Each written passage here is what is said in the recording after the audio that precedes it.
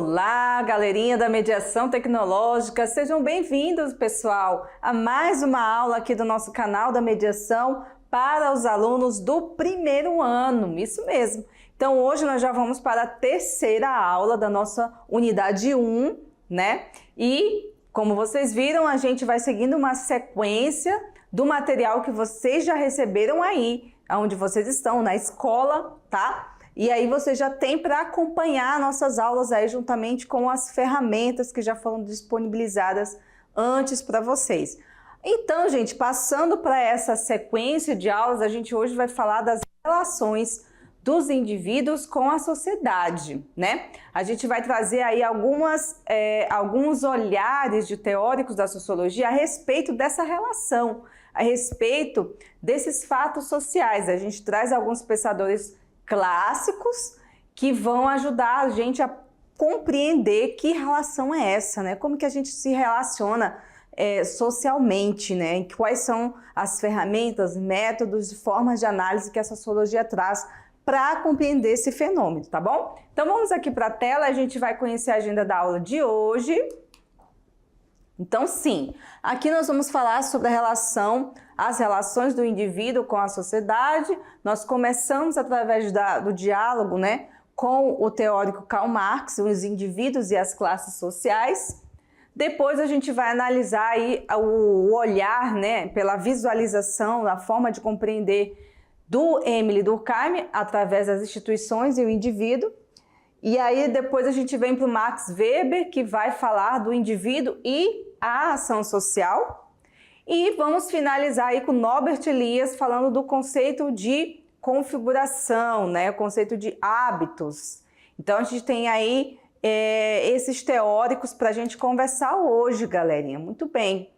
Começamos então com a relação dos indivíduos e a sociedade, que traz esses 4 grandes teóricos que nos ajudam a compreender, né? Por quê? Porque eles se preocuparam com essa relação, né?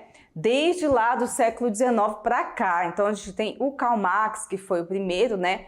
De 1818 e morreu em 1883. Aí a gente tem o Durkheim, que tem nesse período histórico aí também do século XIX, de 1858 a 1917, então ele é posterior ao Karl Marx. E o Max Weber viveu um pouco mais, né? Ele veio de 1864 a 1920. E depois, os mais contemporâneos, mais recentes, a gente tem o Norbert Elias, de 1897, não tão assim, né? A 1990. E o Pierre Bourdieu é o mais recente deles, que nasceu em 1930 e morreu em 2002. Muito bem. Passando então para o nosso primeiro teórico, que analisa essas relações sociais através de um mecanismo, né, de um conceito. Vamos relembrar que nas aulas anteriores a gente estava falando que para a gente compreender a sociologia, a gente precisa entender que ela, assim como qualquer ciência, ela vai utilizar-se dos conceitos e dos métodos, né? Então, toda ciência ela precisa estar ancorada nessas duas premissas, que é o conceito e o método. Então, o conceito principal, aliás, um dos conceitos principais do Karl Marx é as classes sociais. Então, para compreender o que o Karl Marx pensa nesse sentido, você tem que compreender o objeto da sua pesquisa. Qual é o objeto da pesquisa do Karl Marx? Classes sociais. E aí a gente precisa entender o que são classes sociais, para a gente conseguir compreender o pensamento dele, né? Muito bem, então como que Karl Marx pensava os indivíduos em suas classes sociais, né? O Karl Marx ele foi a fundo no estudo da filosofia, ele se formou em direito, mas ele era um grande estudioso da filosofia, né?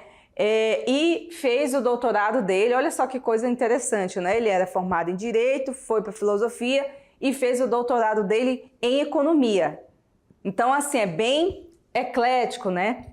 E para ele, toda a história da humanidade, ela passa por um processo histórico, né?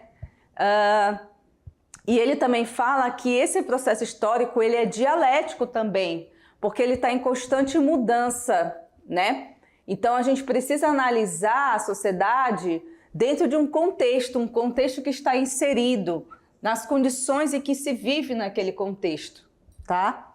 Então os indivíduos, para eles não devem ser analisados apenas por um dado só, né? Por ser homem, por ser mulher, por ser negro, por ser branco, mas a partir desse determinado contexto, né? Então, assim, o Marx, ele viveu num contexto histórico que tinha uma relação íntima com o momento de transição que a sociedade europeia estava vivendo, que era a Revolução Industrial, né? Então, todas as preocupações que o Marx tinha eram relacionadas àquele período histórico, onde havia o trabalho nas fábricas, a exploração dos trabalhadores, né? Onde havia uma separação muito grande entre pobres e ricos, havia uma pobreza ali naquele momento, toda uma situação que levou Marx a se preocupar, então, em dividir a sociedade através de classes, né? Ele via-se um antagonismo, ele via as diferenças. Então, para compreender o que o Marx pensava, é importante a gente perceber que ele está vivendo um momento histórico de intensos conflitos, intensas mudanças, que realmente, para quem estava vendo naquele momento, ia mesmo ter uma preocupação com isso, né? Então, ele se dedica anos e anos e anos de estudo para explicar, para escrever uma tese. E essa tese hoje virou livros enormes, né? Com 7 tomos, que é o Capital, por exemplo, que traz essa preocupação de como apontar os erros do capitalismo, as questões que estavam postas ali naquelas relações, tá? Então, voltando aqui para o nosso slide. Muito bem. Então, Karl Marx, ele visualizava os grupos a partir de uma pirâmide, né? A partir de uma estrutura de organização, né? Quando a gente fala estrutura, é uma coisa que tem uma certa organização, né? Então, ele via, por exemplo, que havia classes sociais que estavam divididas ali. Então, aqueles que produziam, né, digamos assim, aqueles que tinham o acesso à riqueza e aqueles que não tinham, aqueles que eram trabalhadores e os burgueses, como ele mesmo chamava. Então, tinha toda uma questão aí que ele realmente buscou compreender.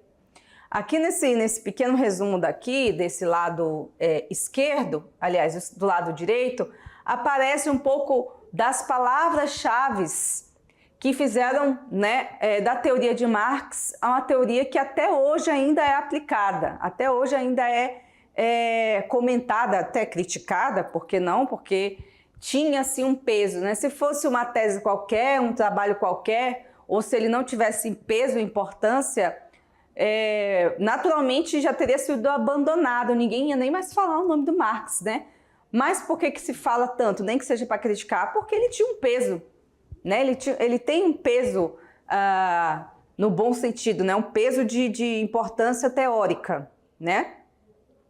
Então a gente tem aqui o materialismo histórico, que é uma área que o Karl Marx explora lá no início dos seus escritos, as relações econômicas que ele traz, né, dentro da construção da sua tese de doutorado, o conceito de classes sociais que a gente trabalhou aqui nessa aula, a luta de classes, né, que está ali entre burgueses e proletariados, a alienação, que também é um conceito, a gente vai estudar também sobre alienação nas próximas aulas, tá? A ideologia burguesa, o fetiche da mercadoria, a mais-valia e o capitalismo, onde ele propõe aí um antagonismo, algo que seria o contrário, né, do capitalismo, aquilo que, segundo ele, seria a saída para uma sociedade mais justa, que ele chama de socialismo e comunismo, tá? Basicamente é isso. Agora a gente vai passar aqui para o Émile Durkheim, né? O Émile Durkheim é um teórico que veio depois do Marx, trazendo outras contribuições diferentes da do Marx, tá? Eles não necessariamente como eu disse para vocês, não é porque da área social que todo mundo pensa igual. Na verdade, é diferente, né? Então, a gente tem aqui o Durkheim,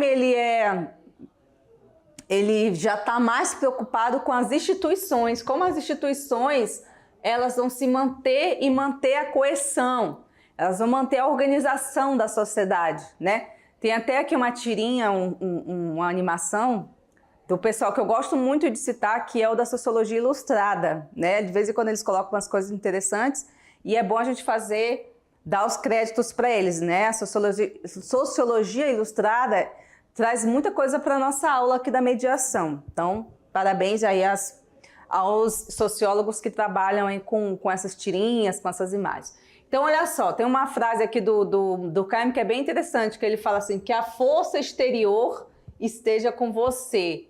Não sei se vocês são de assistir aí o Star Wars, né? Que está a sociologia, né? O Star Wars, aquela saga, né? E tal, toda aquela construção lá do poder, né? De grupos antagônicos lá dentro do filme. Então, quando ele fala força exterior, ele está falando da força social, né? Porque para ele, o que determina a nossa aceitação e as nossas ações dentro de uma sociedade são as forças coletivas. Ou seja, o que nós vivemos, o que nós gostamos, como a gente nasce, morre, cresce, está determinado pela sociedade, não por nós. Então, ele é mais radical que o Marx nesse sentido, né? Então, o Durkheim, ele é o fundador da Escola Francesa de Sociologia. Então, não dá para falar de escola francesa sem falar do Durkheim. Ele diz o seguinte, né? Essa é uma afirmação dele que é bastante significativa. Ele diz que a sociedade ela está sempre acima dos indivíduos. Então, não é primeiro eu, é primeiro o coletivo, né? E que nessa relação a gente acaba, né, vivenciando esse contexto de obedecer as regras, normas e os costumes e também as leis. Então, para que a sociedade permaneça organizada, ela precisa de regras, normas e leis que estão acima do indivíduo, segundo quem? O Durkheim, tá? Eu não estou falando do contexto do Marx, do Weber, não. A gente está aqui colocando o olhar que o Durkheim pensou sobre a sociedade. Então, ele estava preocupado com a organização social. Tanto que ele chama a sociedade de um grande corpo, né? Como se fosse um corpo biológico, onde tudo deveria estar em pleno funcionamento. E aí, a partir disso, a gente pode perceber que ele realmente tinha uma preocupação com essa coisa da organização da sociedade, né? Então, para ele, né, para o Durkheim, as regras e as leis independem do indivíduo. Então, assim, depende, eu não gosto, não vou fazer. Né? Para ele, isso não tinha importância. Por quê? Porque elas pairavam sobre todos, formando o quê? Uma consciência coletiva. Anota isso aí porque também é um conceito do Durkheim, a consciência coletiva. E essa consciência coletiva é que dá sentido à própria integração entre os membros da sociedade.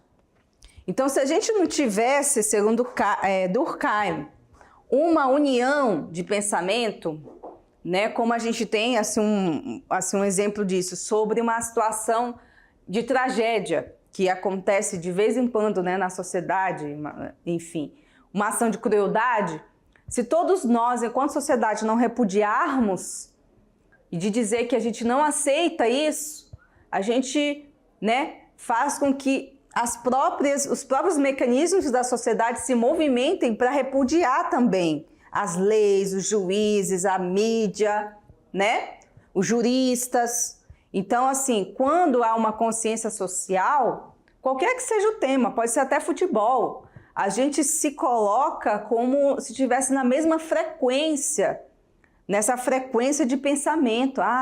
Mas realmente isso faz, né? O patriotismo é um deles, por exemplo, né?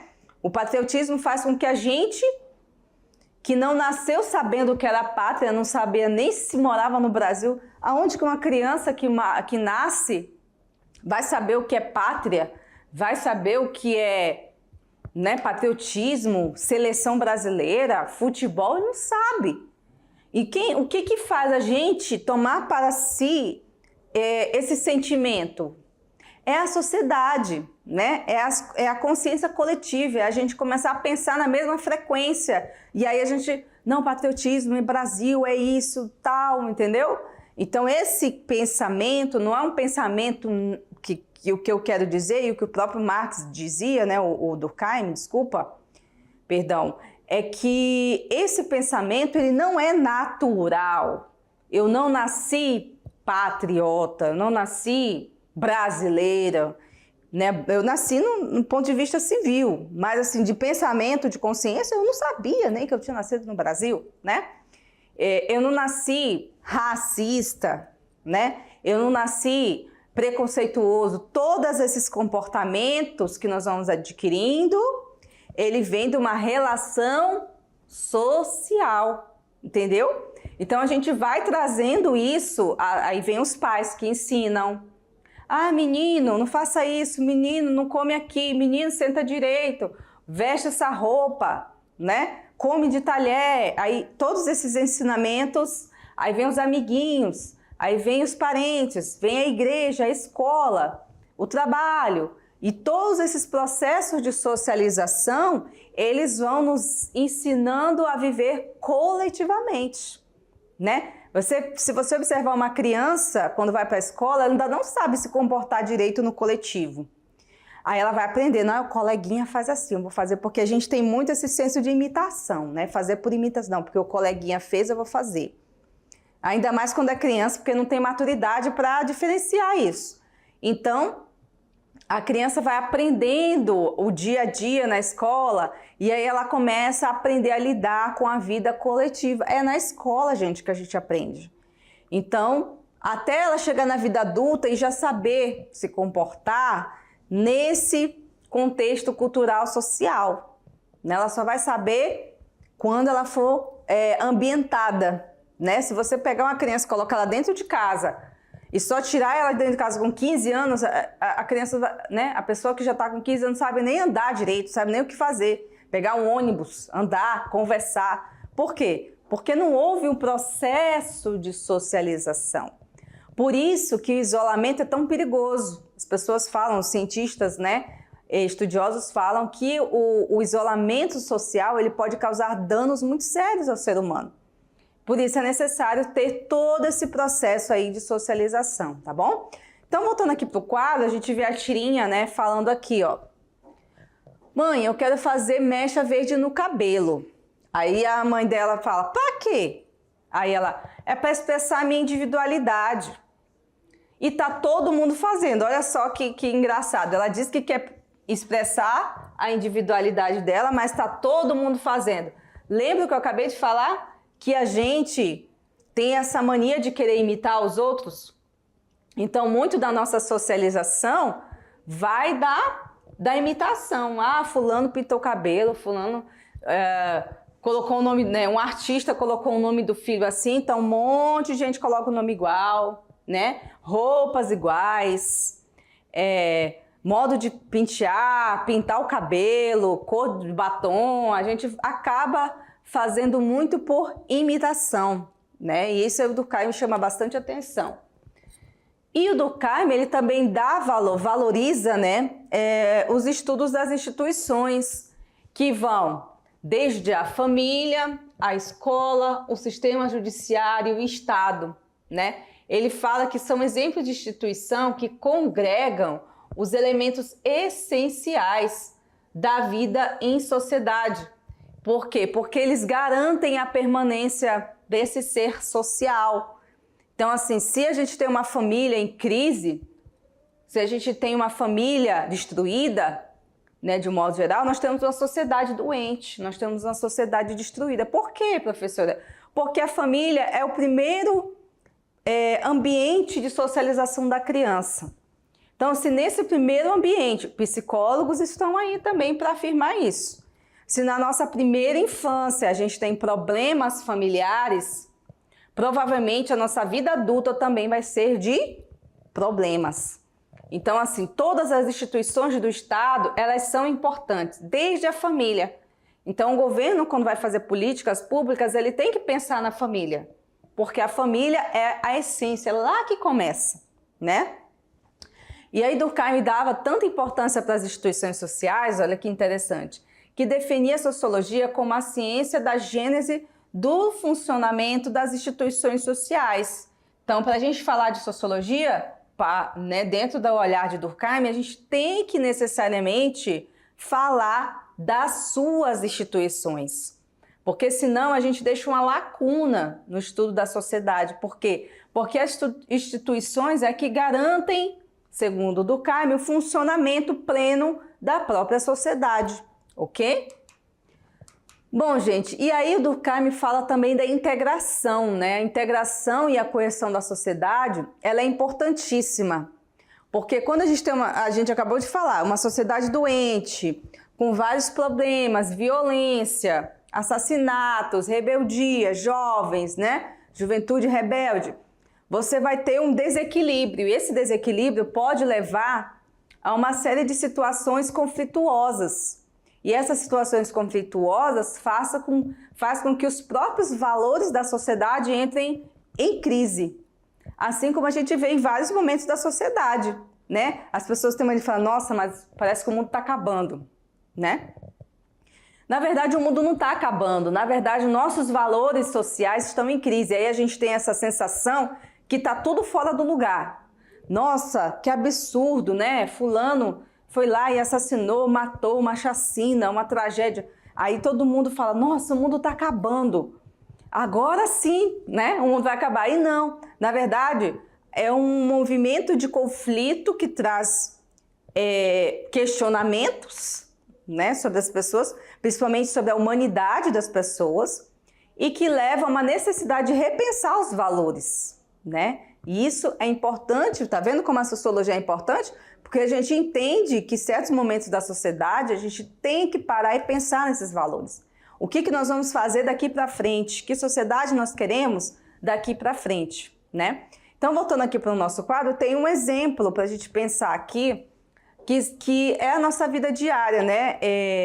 Como se a gente, a cada dia que a gente vai, sai de casa, levanta, ufa, agora eu tenho que sair, né? É como se a gente colocasse uma máscara social, porque quem está nos vendo não necessariamente, né, está preocupado com a gente. Ele, na verdade, ele está ali lidando, né, quase que invisível com você.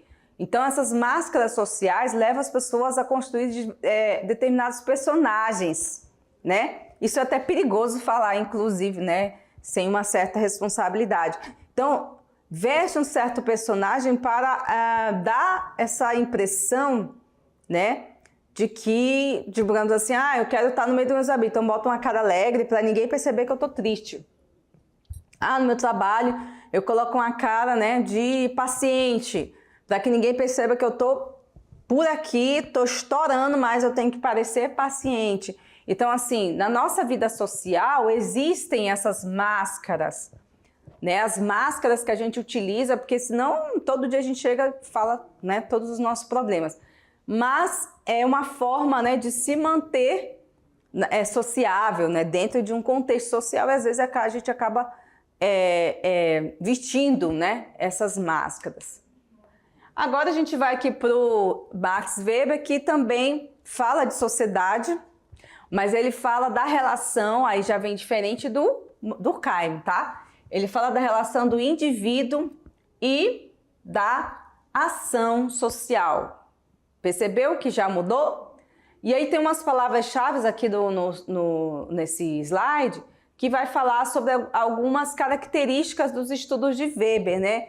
Aí o Weber estuda a questão do poder, ele estuda a questão do Estado, do governo, aí ele faz um link com a ação social, né, e com o indivíduo.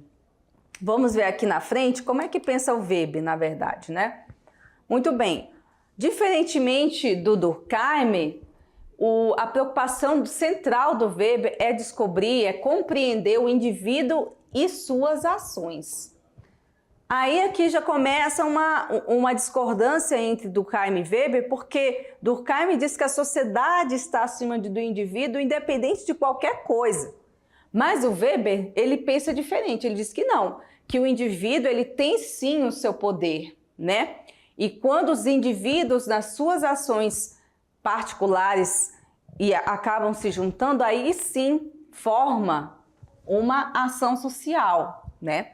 Então, assim, por que determinadas pessoas, né, tomam decisões? Quais são as motivações que a gente faz? Ou quais são os pêndulos, né, os pesos que a gente considera para tomar determinadas decisões? É um peso social? É um peso da religião?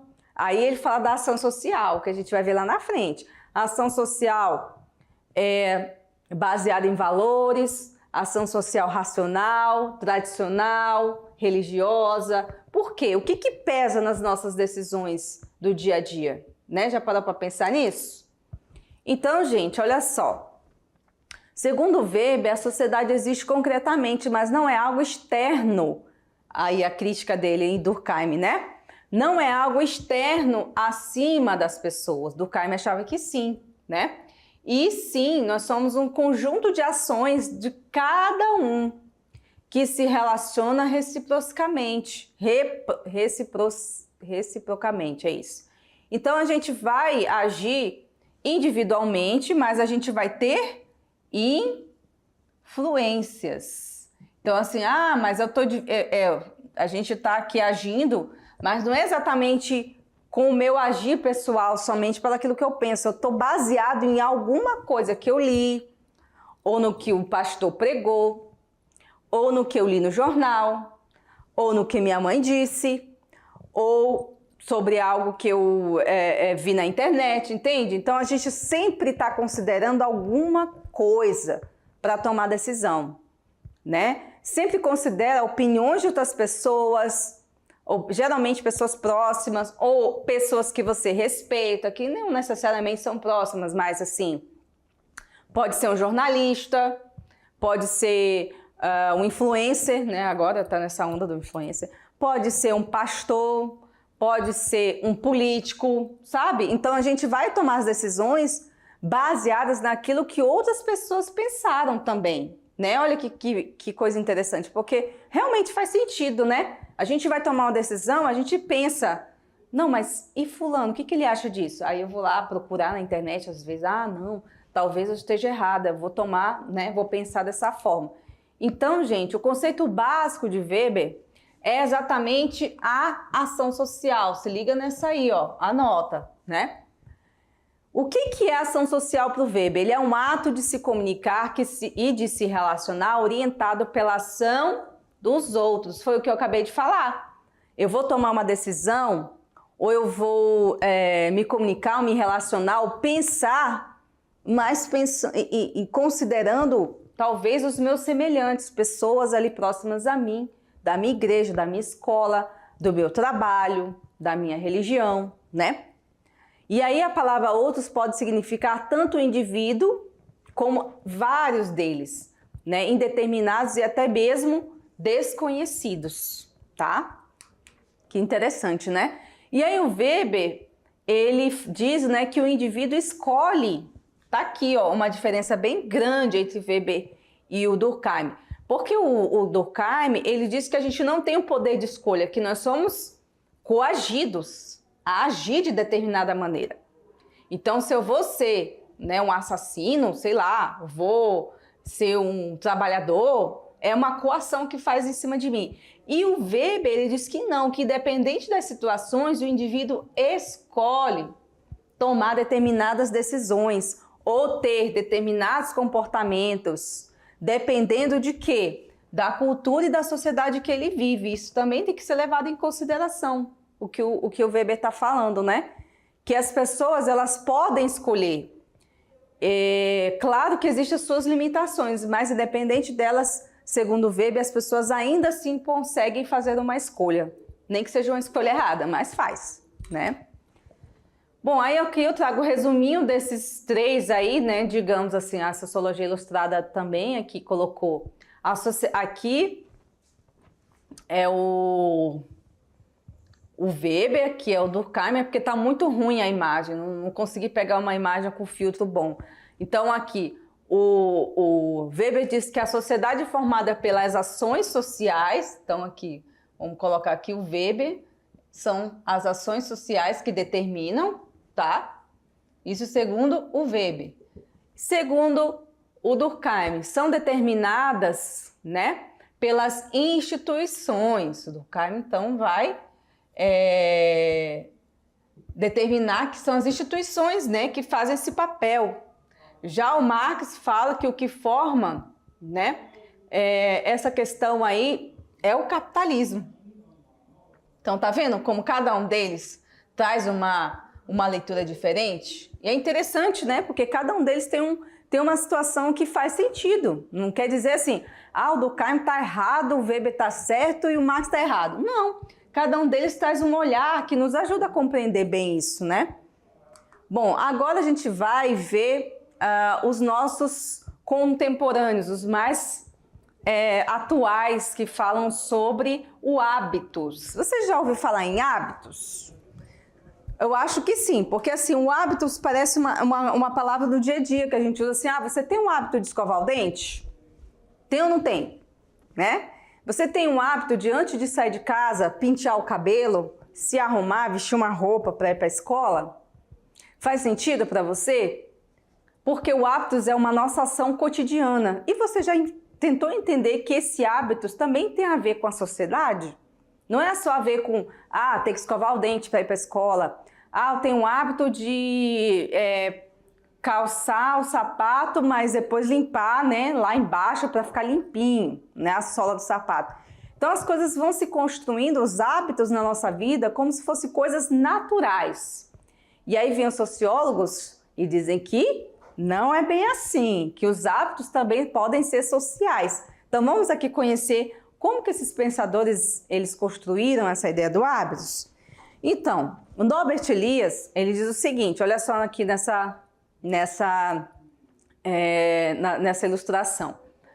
Para se identificar o poder, as pessoas são encorajadas a mostrar o mesmo comportamento civilizado da elite dominante. Então, assim, esse hábitos, né, que a gente traz, que parece que todo mundo que é rico é muito educado. Todo mundo que é rico, que é elite, né, aparece até aqui o Norbert Elias tomando uma xícara, assim, todo, né, contido. Então, todo mundo que é rico fala baixo, né, tem uma educação, um refinamento. Então, a pessoa chega no aeroporto, né, já muda o comportamento, já fala baixo, anda bem arrumado, né, dá a impressão de que não tem nenhum boleto para pagar, né, esse comportamento. Então, esses hábitos também têm a ver com a classe social, né, que você pertence ou que você almeja pertencer. Eu até vi um meme na internet, né, falando assim, que a pessoa se considerava um transpobre, ou seja, é um pobre, né, é um rico no corpo de pobre, como assim, o comportamento, a forma de lidar com as coisas, né, é de rico, mas ele é pobre. Então, assim, esses hábitos são construídos para atender uma classe também. Tá vendo como os teóricos identificam coisas interessantes? Olha só.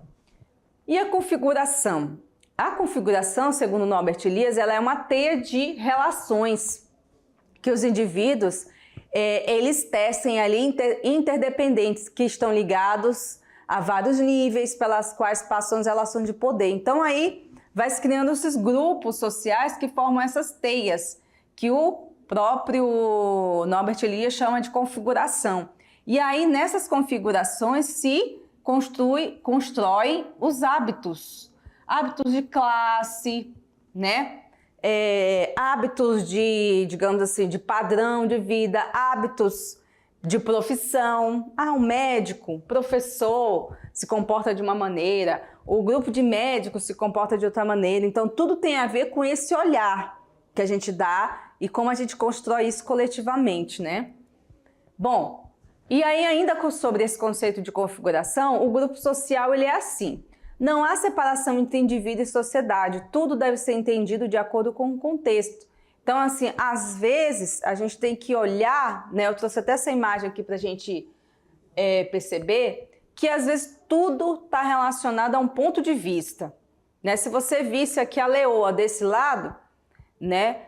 Você ia achar que ela, aqui, desse lado aqui, você ia achar que ela tá comendo o filhotinho, né? Fala, nossa, que leoa horrorosa, né? Que leoa ruim com seus filhotes. E quando, na verdade, se olhou por essa perspectiva, ela não estava comendo, pelo contrário, ela estava protegendo e estava tirando, talvez, o filhotinho de um lugar inseguro e levando para um lugar seguro. Ou seja, tudo está muito determinado por um ponto de vista. Por onde eu estou olhando? Qual é o aspecto que eu estou analisando? Por isso que a sociologia é importante, porque às vezes faz a gente se confundir por não olhar esses aspectos, muito menos o contexto. A gente fica ali, olhar só de longe e já deduz uma verdade, sendo que faltou esse olhar e essa análise mais apurada, né? Aí a gente tem o Pierre Bourdieu. O Pierre Bourdieu, ele fala do conceito de hábitos. Ele vem explicar pra gente aqui, ó, trouxe de novo a Sociologia Ilustrada para me ajudar. Ele vem explicar o conceito de hábitos porque ele acredita que ele se estabelece numa ligação entre o pensamento, tá? E a ação. Então ele vem aqui junto com o Elias, né? Ele diz que o hábitos é um conjunto de disposições sociais internalizadas, ou seja, ela está no pensamento, né? Na tua mentalidade ali, individualmente, que moldam as nossas percepções, sentimentos e ações de uma pessoa. Então ela não é só o pensamento, ela também se transforma em ações, né? E ele é criado a partir de uma interação, ou seja, não é uma relação individual. Ela faz parte de uma relação coletiva aí, né? E aí tem relação com a cultura dos grupos sociais e também com as próprias instituições, tá bom? Continuando aqui, ó, a preocupação do Bourdieu ao retomar o conceito de hábitos era a mesma de Elias. Ele pegou o conceito lá do Elias, né? E ele fala que o indivíduo, hábitos, ele se apresenta tanto como social, assim como individual, né, ao mesmo tempo. Então você tem aquela ação, né, individual, mas aquilo também transparece no social, né, que vai também se refletir no seu grupo, na sua classe ou também no próprio indivíduo, tá? Então ele vai estar ali concatenado com tudo. Muito bem, chegando ao finalzinho, a gente já vai para o encerramento, tá? E aí aqui a gente tem uma construção de dois tipos de hábitos aqui no conceito de Bourdieu e Elias, que é o hábitos primário e o hábitos secundário. O hábitos primário, ele acontece nos primeiros, né, anos de vida da pessoa. E a gente tem os agentes primários de socialização, que é a escola e a família. Né? São os primeiros anos de vida onde nós vamos construir os primeiros hábitos, né? Escovar o dente, ir para a escola, fazer tarefa, lá. O hábito secundário, ele já acontece com os agentes secundários de socialização, que vai, né, para os relacionamentos com outras pessoas. Aí vem a igreja, o teu trabalho, o grupo da escola, o grupo da faculdade, né? Por várias coisas. Então isso acontece uma construção do hábitos individual que vai transparecer, como eu disse para vocês, para o coletivo. Então assim, parece que é uma coisa muito individual, mas não é. Ele está relacionado também com essas ações coletivas, com esse diálogo, tá certo? E é isso, gente. Muito bem, eu espero que vocês tenham gostado. Aqui tá nossas referências. A gente encerra nossa aula de hoje bem interessante. É importante que vocês vejam que são introdutórios ainda esses assuntos, tá? Eu então vou aprofundar mais sobre o Max Weber, sobre o Durkheim e sobre o Karl Marx. Essa é uma aula mais para dar um aparato geral da ideia deles, tá bom? Então a gente volta já para a correção, para o resumo da aula e para a correção do exercício, tá bom? Espero vocês, até mais!